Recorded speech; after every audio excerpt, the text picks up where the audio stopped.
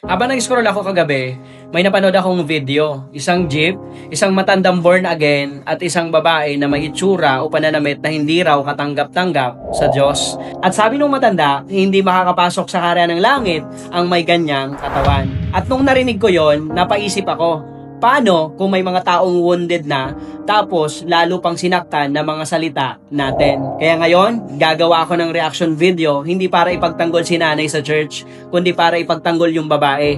Yung taong pinahiya, tiningnan ng mababa at sinabihan ng isang bagay na hindi naman tinuro na Jesus. Tara panoorin muna natin. Say hi.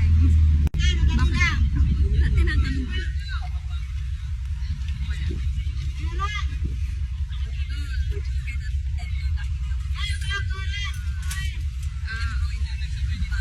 I don't believe in God either.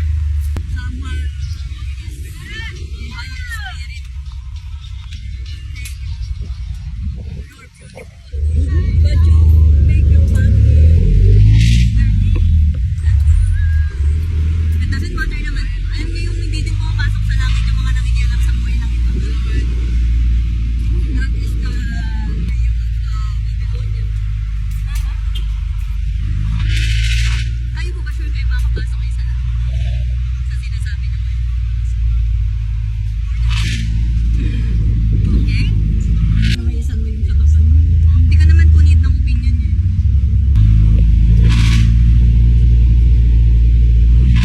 So imagine natin, yung babae sumakay lang sa jeep, tahimik, pero biglang may boses na malakas, nagsasalita, hindi ka karapat-dapat at hindi ka makakapasok sa langit.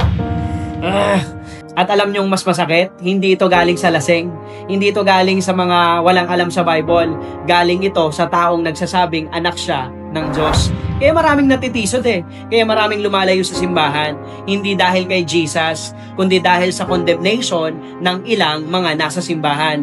Kung tatanungin natin ang Biblia, totoo ba na ang katawan o physical appearance ay nakakapigil sa pagpasok sa langit? Ang sagot ko, absolutely not. Walang sinabi ang Bible na hindi makakapasok ang may tato, sexy ang damit, kulang sa tela, o iba ang dating. Wala, kahit saan mo basahin. So ang tanging nakakapigil sa langit ay ito, isang matigas na puso na hindi kayang tumanggap at hindi kayang tanggapin sa Jesus. Sabi nga ni Jesus mismo that whoever comes to me, I will never cast out. John 6 verse 37. Hindi sinabing whoever comes to me na dapat maayos ang katawan. Hindi rin sinabi na whoever comes to me na dapat naka-long skirt. At hindi rin sinabi na whoever comes to me na dapat konserbatibo. Wala. Ang sinabi niya lang, come. At ito ang mas malinaw. The Son of Man came to seek and to save the lost. Luke 9 verse 10. Jesus didn't surround himself with perfect people. He surrounded himself with prostitute, tax collector, broken people, rejected people, misunderstood people. Kaya nga siya tinawag na Prince of Sinners sa Matthew 11 verse 19. So kung nasa jeep si Jesus, siguro nung mga time na yon, nung mga oras na yon, hindi niya sasabihin na hindi ka tatanggapin ng Ama dahil sa katawan mo. Ang sasabihin niya ganito, anak, mahal ka ng Diyos at lumapit ka lang sa Kanya. So bakit maraming lumalayo sa church? Real talk lang mga kaibigan. Hindi dahil kay Jesus, hindi dahil sa gospel, hindi dahil mahirap intindihin sa Lord. Marami ang lumalayo sa simbahan dahil sobrang bilis nating mag-judge, sobrang bilis nating mag-condemn, at minsan, mas maingay pa ang bibig kaysa puso. Pero ito ang totoo, hindi ganito ang tunay na church. Ang tunay na simbahan ay lugar kung saan ang sugatan ay gumagaling, ang makasalanan ay tinatanggap, at ang wasak ang buhay ay binibigyan ng pag-asa. Walang condemnation, kundi restoration.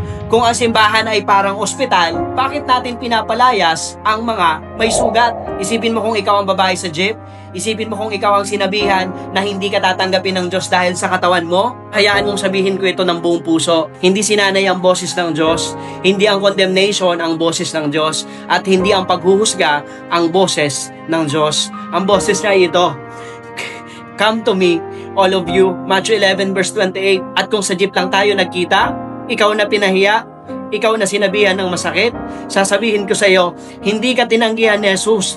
At kung may aalis sa langit, hindi ikaw, kundi ang pride, ang judgment, at ang puso na ayaw magmahal. Jesus is not pushing you away.